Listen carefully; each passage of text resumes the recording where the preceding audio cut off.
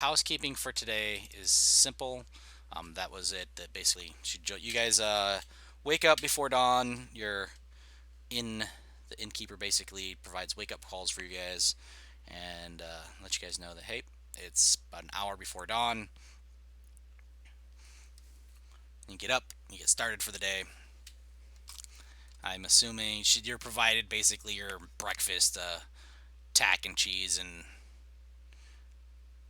water. That would probably be the beverage of choice in the morning. And Chult, get you started hydrated. Would make sense. Is there like an electrolyte filled beverage? No, it's just water, not You electrolyte filled. gotta. You're lucky it's They not don't. salt water. Fair enough. They don't do cucumber water. Nope, nope, no Yeah, cucumber water. it's a shame. You're happy it's fresh. Um, so yeah, Eku. And when you get, so I assume everybody's basically you're just walking over and meeting Eku at the river entrance, the mouth of the river here, and you arrive basically as the sun's coming up in the east. And she's like, come on, there's no time to waste. Into the canoe with you. Is this all your belongings? Good, you travel light.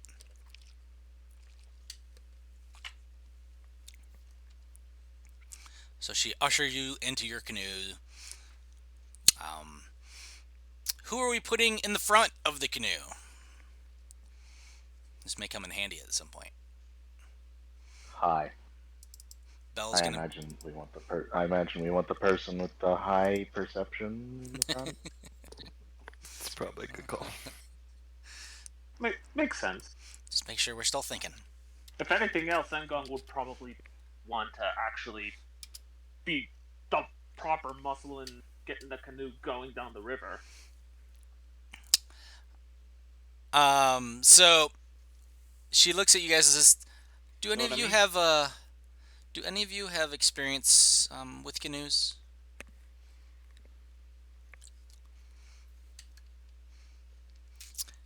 From that Or I think your silence, mic's broken. Mine? No, or is he's saying stuff, but he's not saying stuff. Oh. Unless it's just picking up background noise and he's not actually saying anything. Oh.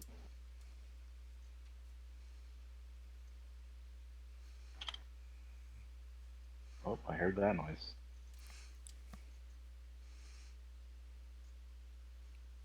what happened? I don't know. He died. He's dead. We have to move on without him. Well, Jewel claimed its first victim. So she looks at you and says, "Well, from your silence, I'm going to assume none of you know how to pilot a canoe very effectively. So I will take the back because that's the most effective place to steer from. Um, Whoever's strongest paddler should probably go towards the front." And she looks at you, Ngong. Engong merely nods as she goes, grabs an oar, and moves to the front. It's a bit presumptuous, says Riker. Who's Fight swole over as it. hell. Fight over it. Do it. Go. Engong actually looks absolutely fine despite wearing half plate. Well, I mean, Ngang would be the better paddler Let her for have her the tiny victory. couple minutes of rage, right? Ngang would be the best paddler for the couple minutes that she was raging, or for the couple moments she was raging. But Yep. Rage paddling. For those 6 seconds.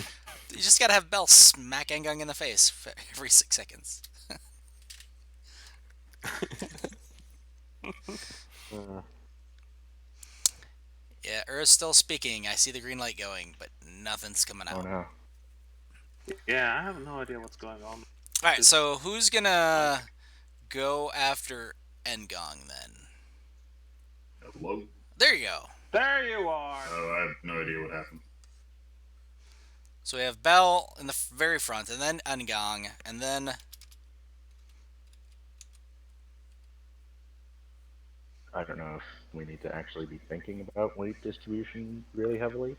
I'll probably be in the back. I mean, not all the way right, because that's her for stealing or steering. Yeah. But then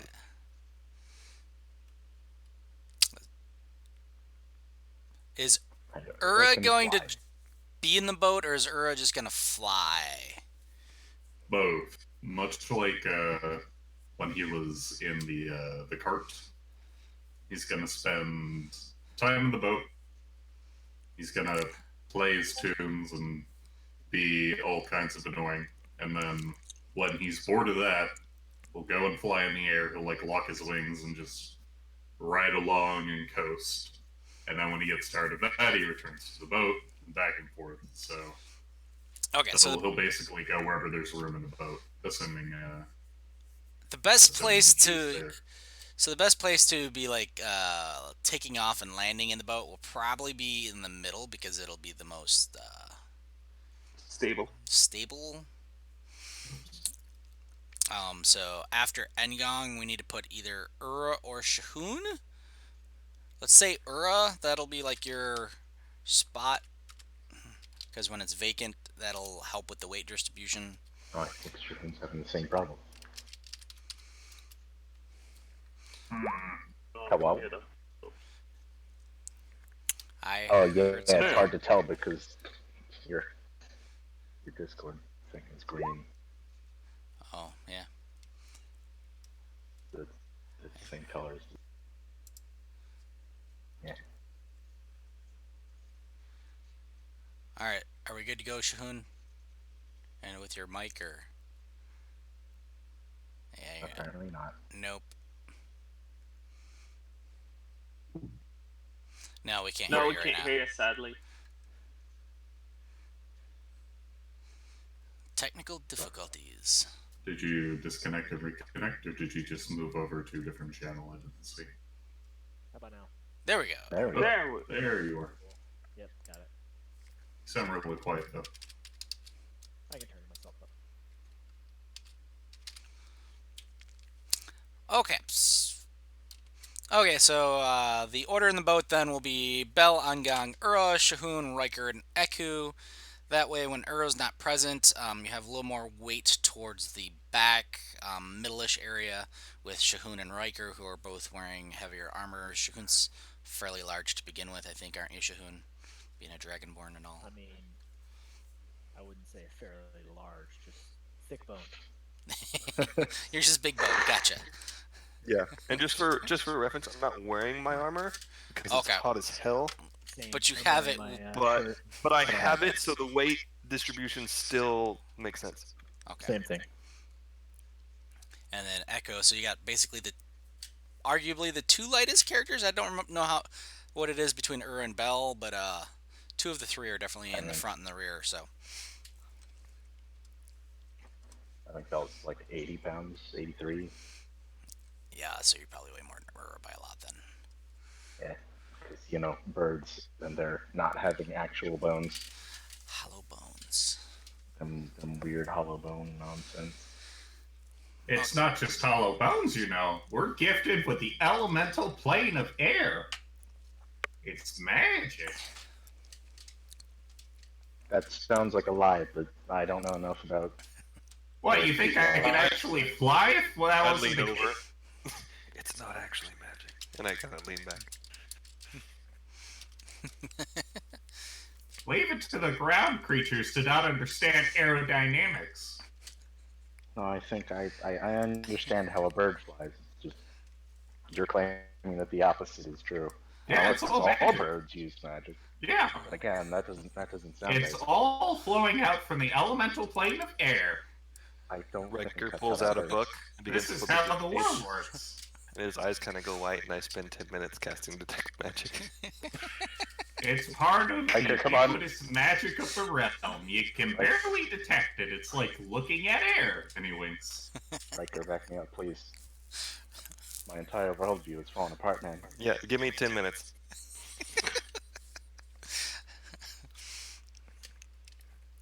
All right, so with the order situated, you guys get in the boat and push off into the river, and everybody's going to have to be paddling because you're paddling up the stream, and it flows fairly slowly here.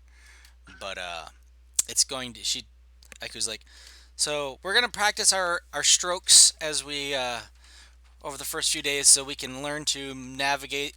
And even though there aren't going to be any dangers present, we're going to do a little pretending so you guys get a little um, practice so that when things do get tricky, we don't all drown and die in the river. And so, with that, over the next couple days, you guys are going to be doing some practice stuff in the canoe. Today, the weather is overcast, hot, and humid, so fairly average Chilton weather. Um, about midday, Bell, you notice what looks to be four winged creatures up in the aloft in the air, and they have a familiar form to them, and as they kind of like fly kitty corner across, like they were leaving Port Nyanzaru and flying kind of in the same general direction you are. Um, but it looks like there were four Aarakocra that were flying from Port Nyanzaru, kind of in the same general direction you guys are heading, and they paid you no heed as they cruised along. Cool. Man, I wish I could fly. I mean, it doesn't really help with it being, like 100 degrees.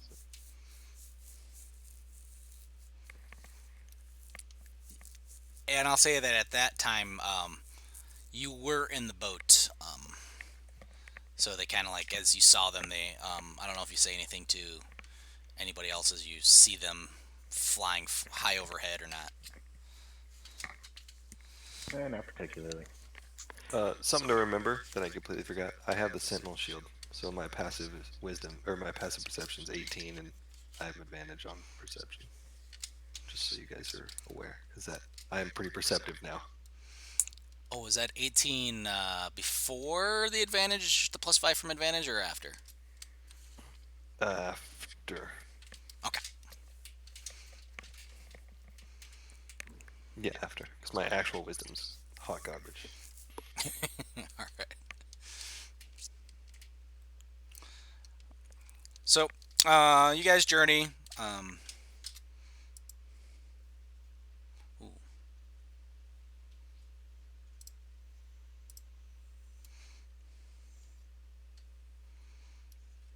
And then late in the day, as you guys are just getting ready, you guys are just pulling the canoe to shore. You smell wood smoke nearby.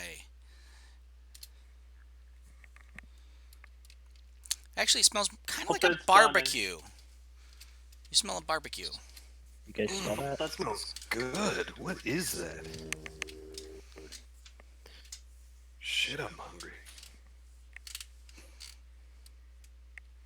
You guys think people would be willing to share their campsite? We should probably go check it out.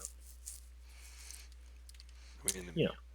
And Eku kind of looks at you when you guys are saying that. She's like, "Yeah, we need to find out whether this is friend or foe before we don't really want to be continuing along the river anymore tonight. So we need to figure out whether these guys are friend or foe and whether we need to move along or not, or fight them." I think our is broken again. Bill, you want to go scout up? We'll have your back.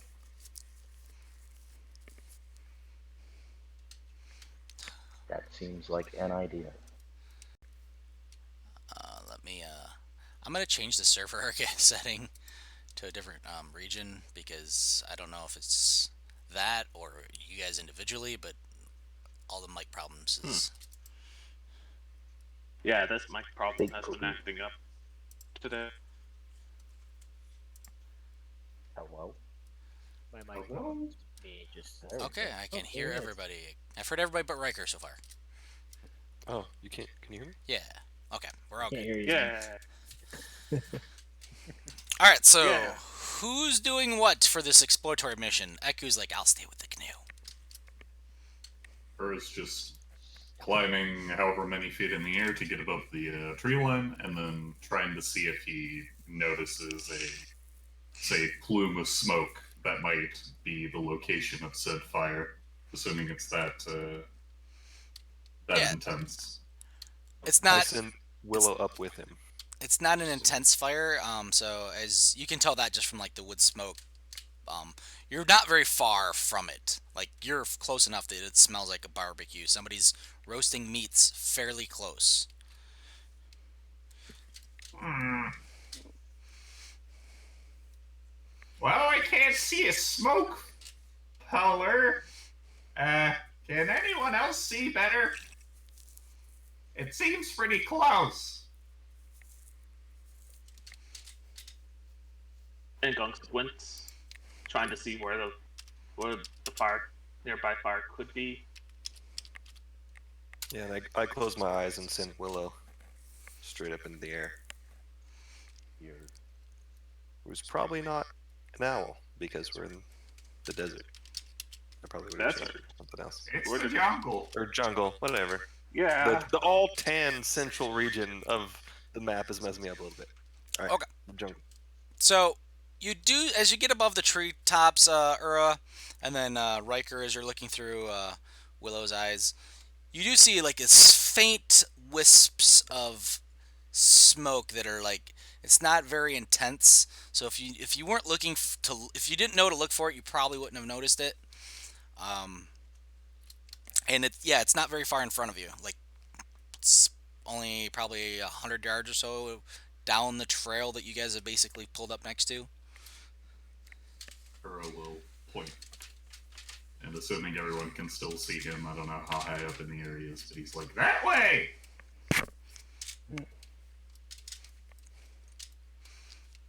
Alright, I guess it's that way. All right, tie off the canoe, jump out, and start slowly making my way. Okay. So we're gonna do the whole group dynamic stealth thing here. So everybody that's going, make a stealth check if you're not trying to if you're trying to be sneaky. Engong's going to stay by the canoe. Yeah, I think I'll stay with Engong and wait until they're out of sight, and then kind of keep in sight of them. If that makes sense. So this is a jungle, and you guys are basically gonna be like it's a trail, but not really. So you're going to sight of them within like the last person walks 10 feet away. They're gonna be in the brush. All right. Here, hold on. Sitting? Your visibility Even range. without disadvantage. So your visibility is going to range from like 10 to 20 feet, basically, as you're going through the brush. There you go. Ura's gonna, if you go from like branch to branch and under the canopy, will have a slightly better viewpoint. You'll be able to see like 60 to 80 feet in front of you at any given time. Here, Engong, catch. I'm throwing you the bell that I bought. A bell? Yes, a bell. Engong grabs it. It is attached to what is approximately 300 feet of string. If that gets pulled out of your hand, just come and get us. Engong thumbs up. Gives a Cool. thumbs up and starts ensuring that the boat is secure with her other hand. With her hand that is not holding the bell. Are you good by yourself, or should I stay behind too? That's up to you. I should be fine by myself, though. Well, it's All right, I'll go echoes with like the group. she's not alone. We can handle ourselves. We're powerful women. Oh God, I should have stayed behind. Remember, the panic word for undead is What? I cast don't mage worry armor about it. and do like the verbal component just a little bit too loud. No. Yeah, because that's extremely fitting for my character, even with not disadvantage.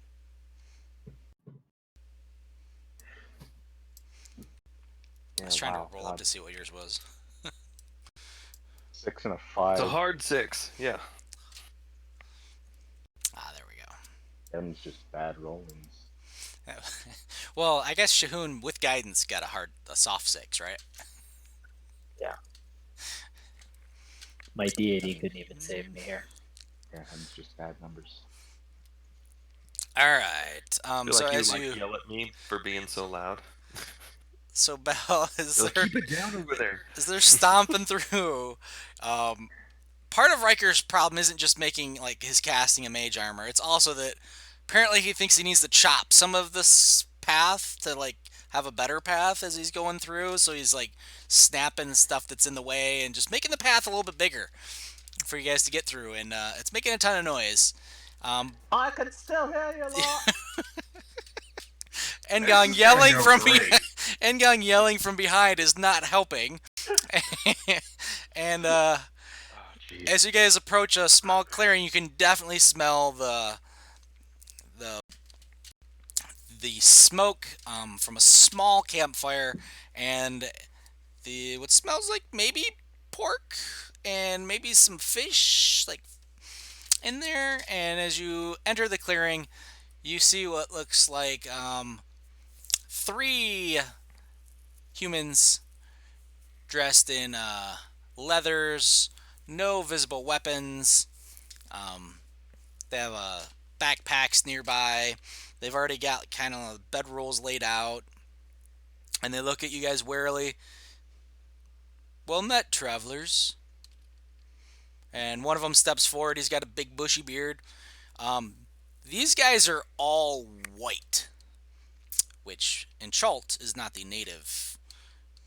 They're tanned, but they're of non-Chultan descent, if that makes any sense to you guys. Yeah. Hello, friends. Sorry, we didn't mean to sneak up on you, but Oh, he smiles can't at be too that. careful. And you see like a little twinkle in his eyes. No, yeah. Thank you for making plenty of noise so that we knew you were coming, and then we weren't surprised. We appreciate it. Oh, It's, I it's mean, very of cour- courteous of you. Yeah, no, of course. We couldn't help but smell a delicious smell from the river. He gestures and says, "Well, I am Garth. Please come join us. This, the bounty that the gods have provided, that the land of Chult indeed has provided, is enough for all of us this evening." Then he kind of like lifts his head up and is like, "You can tell your friends that are back there to come and join us as well.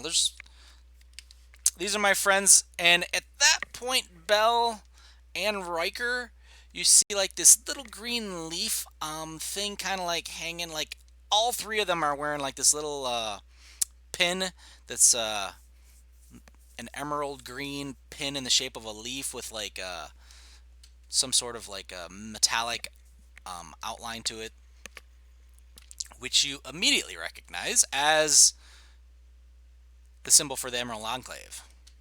Yeah. There it is. Your friend that you met back in Thunder Tree also sported such a pin. I was gonna ask if I recognized it, but I guess I didn't need to. So they gesture and they're like, "Yes, come, please. There's the bounty of Chult is plentiful.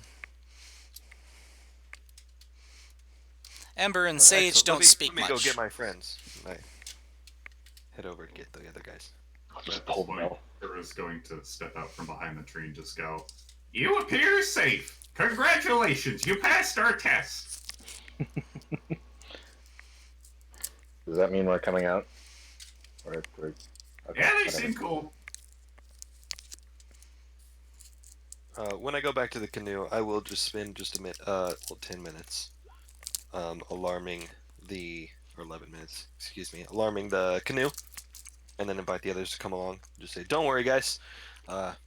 This spell will let me know Um, if something happens." so your guide Hey, Eku please. looks at you as you guys are kind of pulling the canoe out of the water.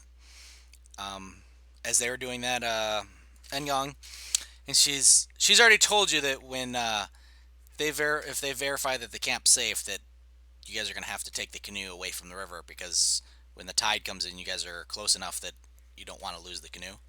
Yeah. I take it there's no checks needed to move the canoe. Oh no, it's designed to be lifted and porridged. So Okay. Never mind then. That I help her carry it.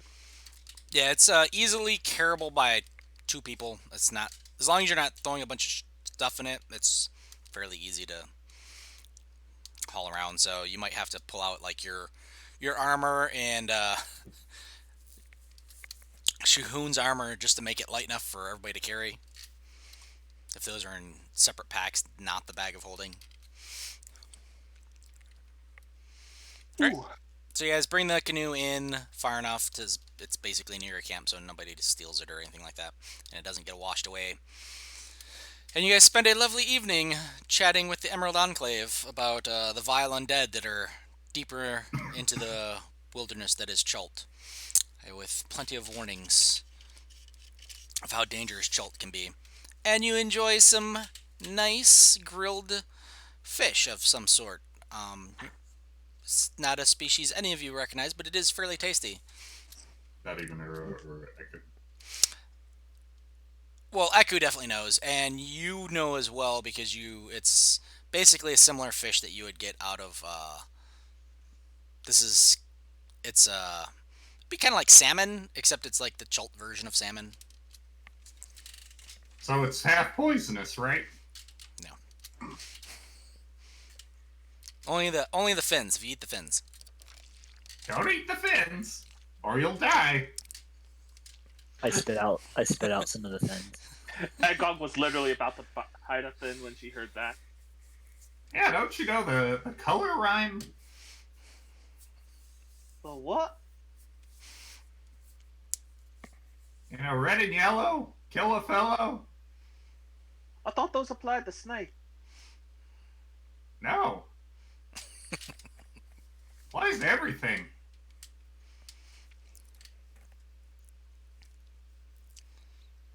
Yeah, if it's colorful, you probably don't want to eat it. Just saying. Which includes me, I'm very colorful. Please don't eat me.